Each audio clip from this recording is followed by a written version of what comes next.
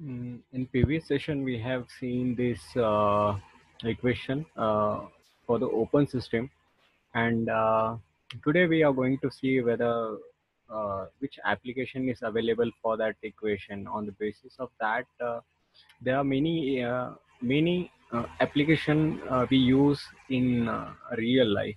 So we are going to see and almost one to two question will come into the gate on the basis of this application and particularly on this equation.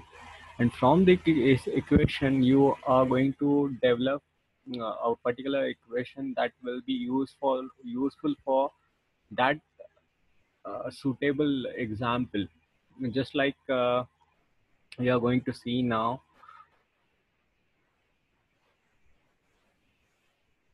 Hmm. First example is nozzle. Do you know what does mean by nozzle? Nozzle is a cross-sectional area which is going to reduce after some length. It's like might have seen in the garden or somewhere else. In that, what exactly it does? It does that it will increase the velocity of the whatever fluid is flowing through it, and it will reduce its pressure to extend to reach up to certain level.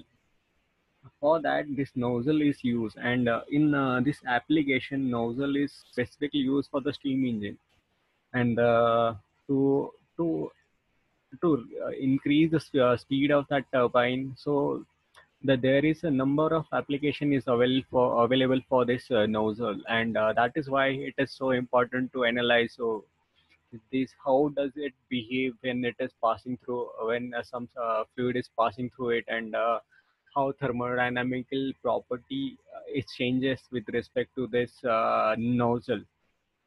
And also there is another way, it's called diffuser, which area is also gradually increase. It's a one kind of nozzle, but it is in opposite direction. It does what it does is exactly opposite to the nozzle.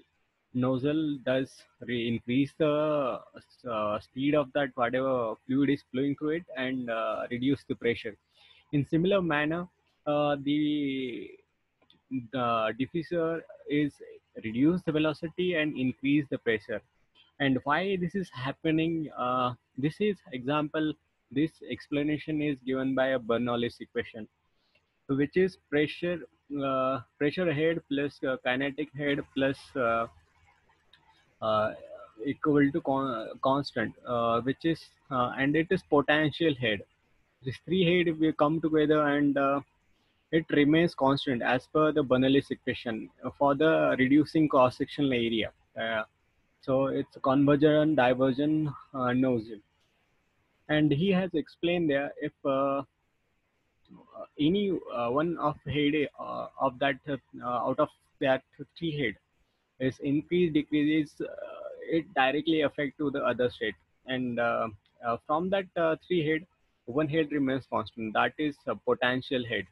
So it reduce from that, and secondly remain is this kinetic head, and secondly is your pressure head. If the area of that cross section is reducing, that is nothing but the area is reducing, that is nothing but the velocity increases, is because the discharge equation is area into velocity. If velocity is going to increase, then area should be decreased. And in according to the Bernoulli's equation, if the velocity is increasing, that is nothing but the kinetic head will increase. So it must pressure head should be decreased. That fundamental law is useful in this convergent divergent nozzle, and this is mostly used in compressor, multi-stage compressor, and multi-stage turbine to increase the speed. And some turbine it does to reduce the speed, because multi-stage turbine, it can go up to very high speed. and to reduce its speed, it has to put in the multi-stage turbine. So how does that equation, above equation, is reduced in the form of this nozzle application? It's similar manner that the nozzle, whatever quantity is coming inside that nozzle and the going outside from that nozzle. So how that equation can be convert into this form, nozzle form?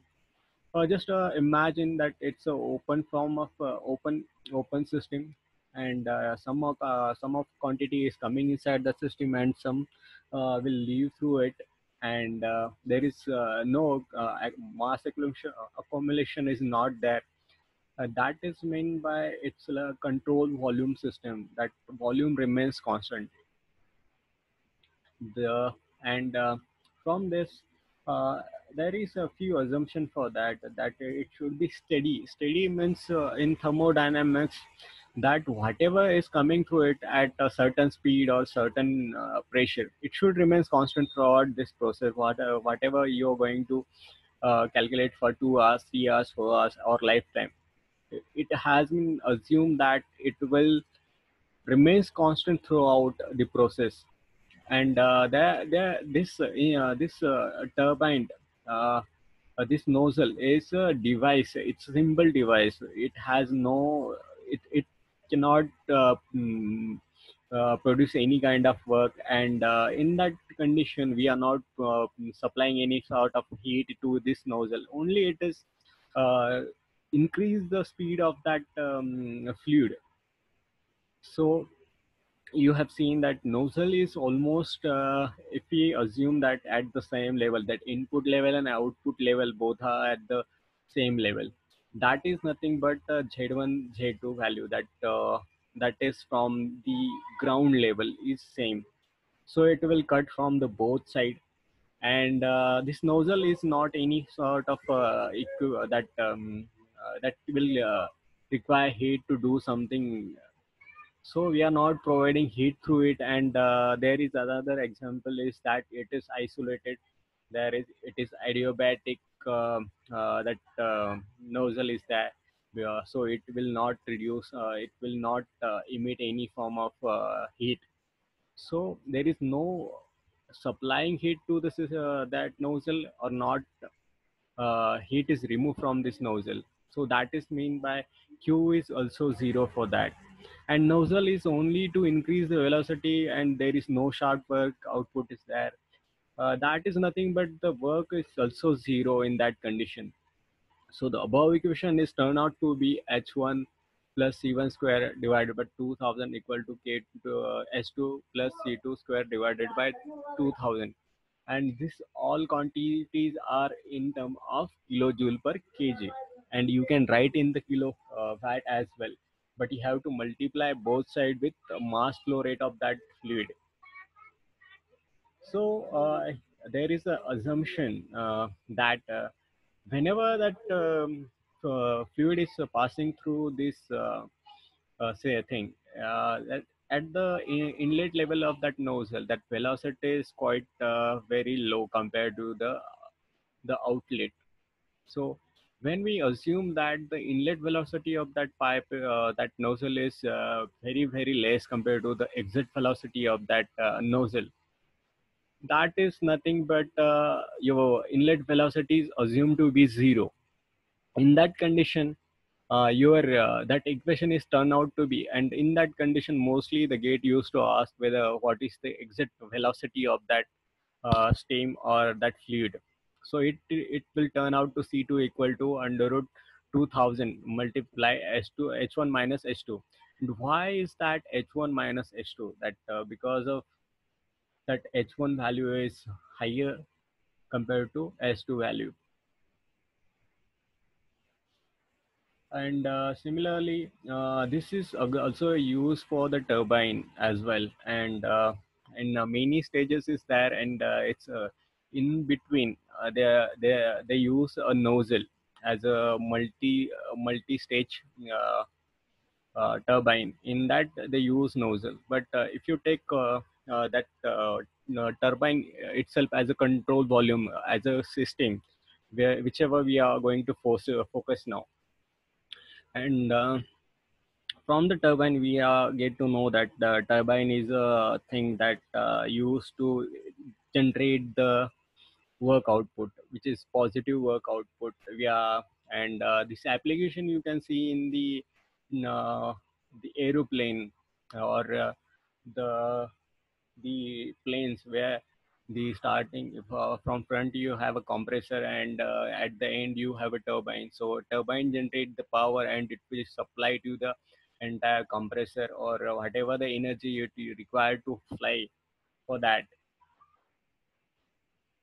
So it is quite little different from that, but it also, that assumption remains the same for this also.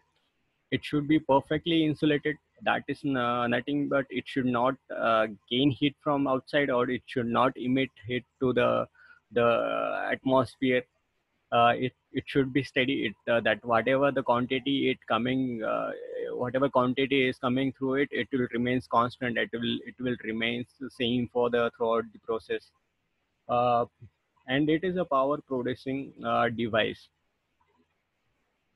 So we are assuming in the same way that this the turbine level inlet and outlet position is remains same. And yes, it does vary the velocity at the inlet of the turbine, at exit of the turbine.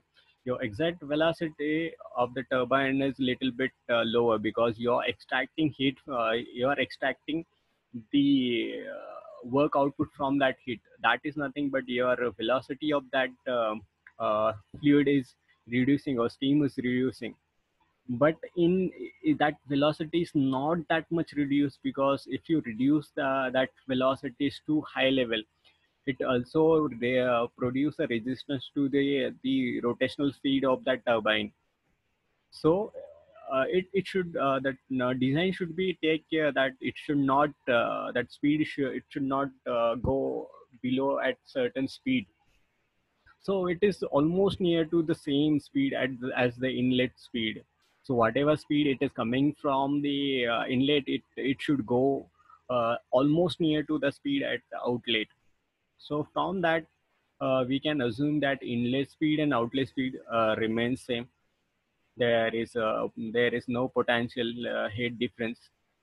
And it is insulated. That is nothing but the whatever energy we are supplying, we are not providing any form of heat to the it. And no heat is going out of it. So that whatever that equation is turn out to be uh, work is you put as that equation is velocity both side get reduced. And from the that equation, z1 and z2 also get reduced out of it. So what does remain? H1 equal to H2 plus work output. So if you transfer that H2 to the other side, it will come to like V work of the turbine equal to H1 minus H2. And why is this positive? Because your H value is always higher than the H2 value. What is H1 value? Is the value when your steam is come to the turbine. And H2 value is when the work WT which is taking out of that turbine. And whatever the entropy is reduced, that that is H2, which is coming out of the turbine, and it is always positive. That is why it's called as a positive power producing device. Similarly, as the compressor is the exactly opposite to the turbine. And same assumption is also we are considering for this compressor, that it should be steady.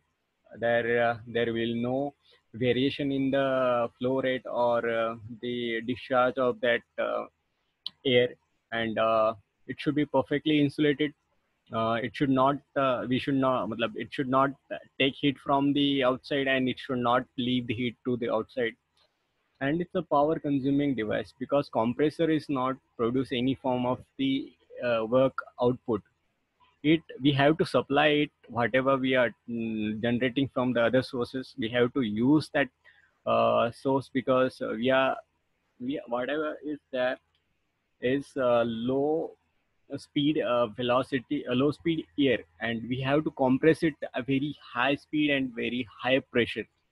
So if you're transferring from the low level to high level, you have to apply work on it, and that we are doing with this equipment, that is compressor. And the compressor in which this Z1 and Z2 remain same. That is, we also assuming that the inlet of this compressor and exit of that compressor will remain same.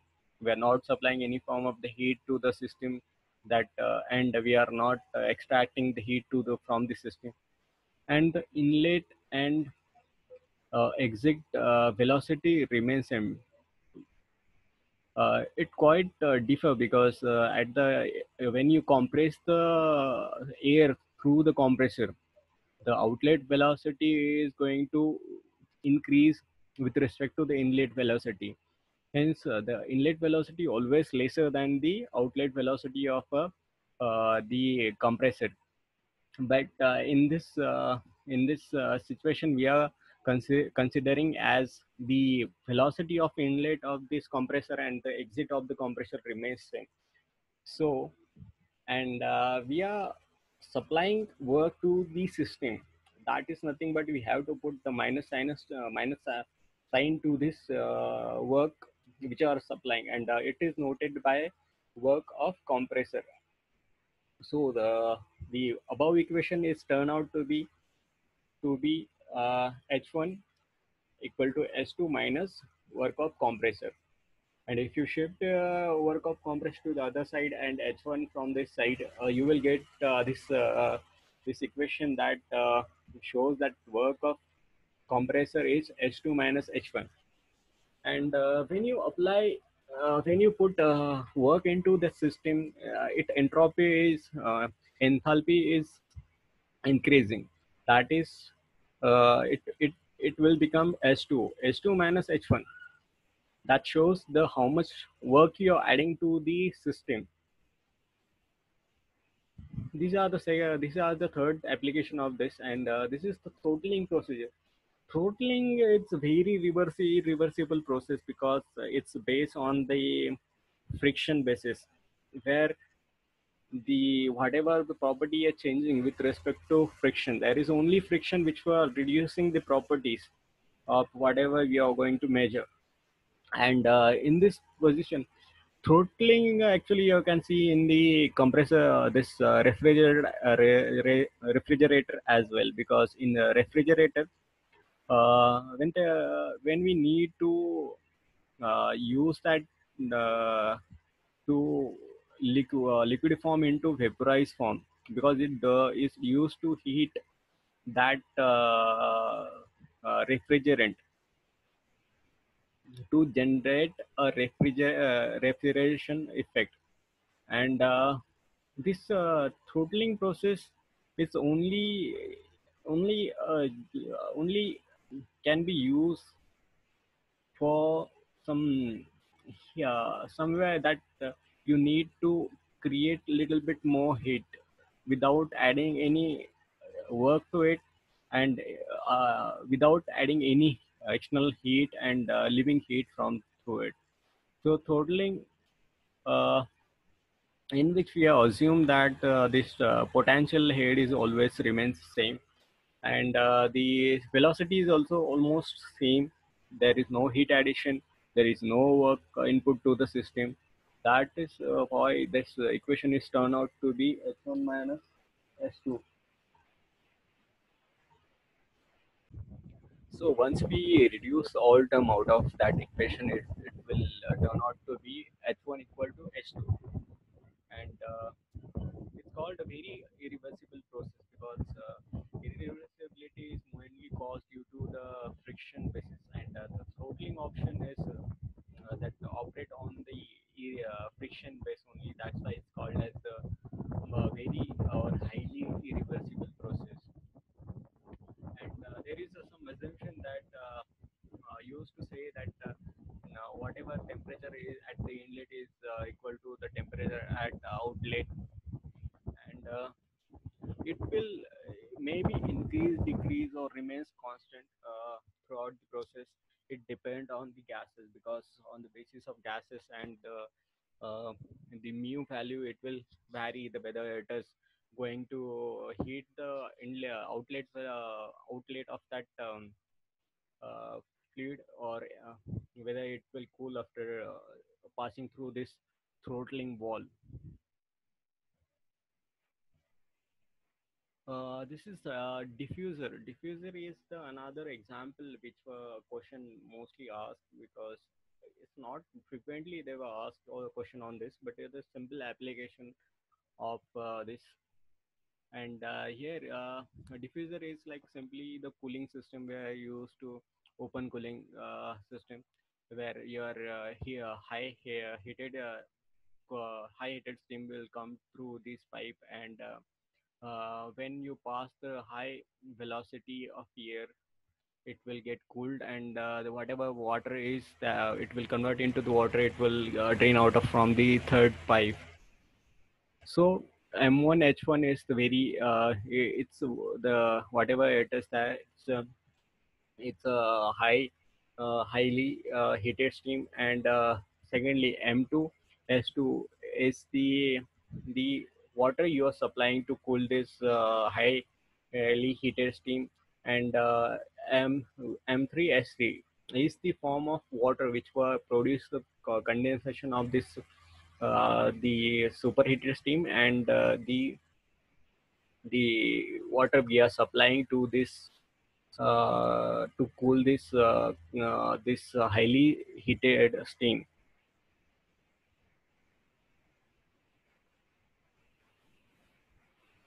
So this is example we have seen that the one single outlet to the system and the single output of the from the system.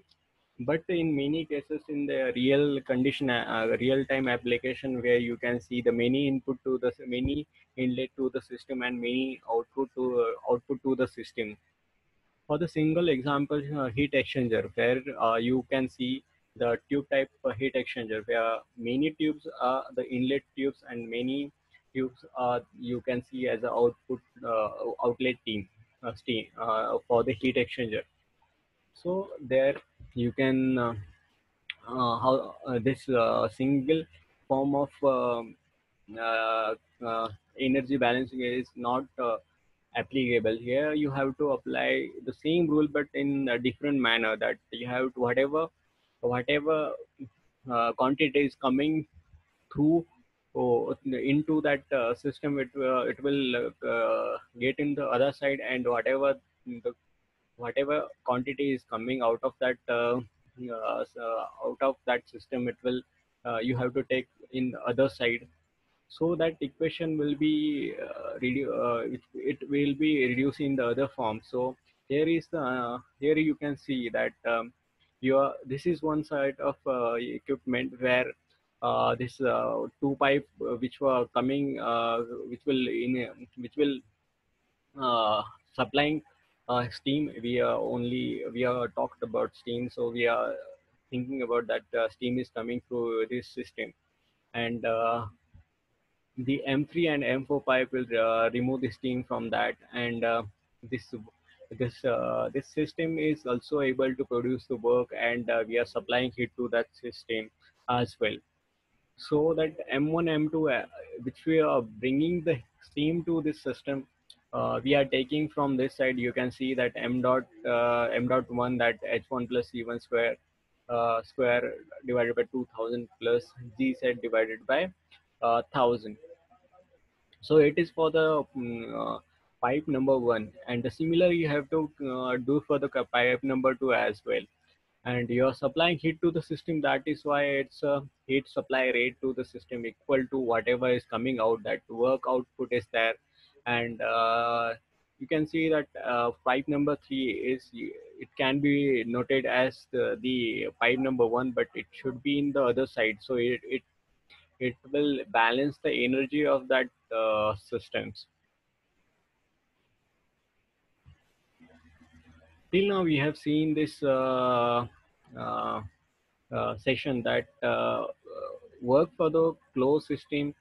But now here is the example of few example of other processes where we can find out the work output for the open system.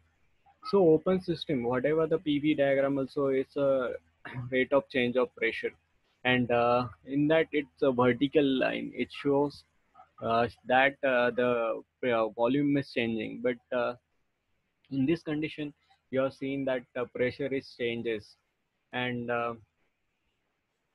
the volume of the system remains constant. That is why it's called as the control volume system. Here pressure is changes, but the volume remains constant, and in this condition we are getting output as well. So in that condition we have to calculate the work output for open system for the different processes.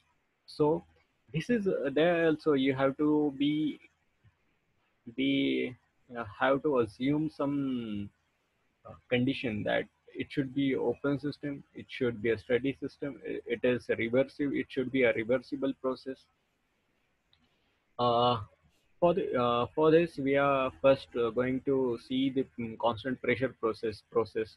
So in this process you can see the equation of work output is minus, which is noted that it is open system process, and it goes from 1 to 2 process where V equal to dP, where the pressure is vary. And for the constant pressure, if the pressure is not varying, that is nothing but your work output through open system is zero. Similarly, as we seen that when in the closed process, if the volume remains same, their work will be zero. In similar manner here, if your pressure is zero, that is nothing but your work is zero. And you can see the example that the boiler, condenser, evaporator, heat exchanger, combustion chamber. This is all a example of constant pressure, where your pressure it remains constant, and the volume also remains constant here. So that is why they work, whatever work, we are not getting any form of the work through this boiler, condenser, etc. It is just accessories to increase the efficiency of uh, the equipments. And the second process is constant volume processes, where we can see that the constant volume processes, for best example is your water pump, which were your volume of that impeller remains constant, but when it is passing through this, it will increase the pressure from P1 to P2. And if you take the previous example, you will get to know that it is P2 minus P1, that whatever pressure at the exit of that compressor is quite higher compared to the P1. So this is the way, and where you have to supply the heat, because uh, uh, sorry, it's a work, and you have to supply work to this system. It's like a pump, compressor, blower, where your volume is constant, but the pressure of inlet and outlet will be quite different. And this is the third process, that is isothermal process, where n value is 1. And the same you can this is the only process where we can see it is for the open system, closed system, that heat supply to the system remains same. Whatever the formula we have seen for the work for the closed system, it's supplied to the system, and now it is work for the open system as well, remains same, that PV P1 P1 L1 P2 by P1. It does not vary way for the any process. And the for adiabatic process only it changes that it is multiplied with adiabatic constant. We have seen that the for we have seen the this formula for uh, polytropic process in the closed system, where we are not seeing that rho is multiplied to it. It's simple in the form of V1 P1 V1 minus P2 V2 divided by gamma minus 1. But in this condition, we are multiplying with gamma in similar manner for this polytropic process as well. And this thing only you should remember, that in this condition only you have to multiply with this their polytropic index. So this is the end of the second chapter. We will continue for the third chapter in the upcoming session.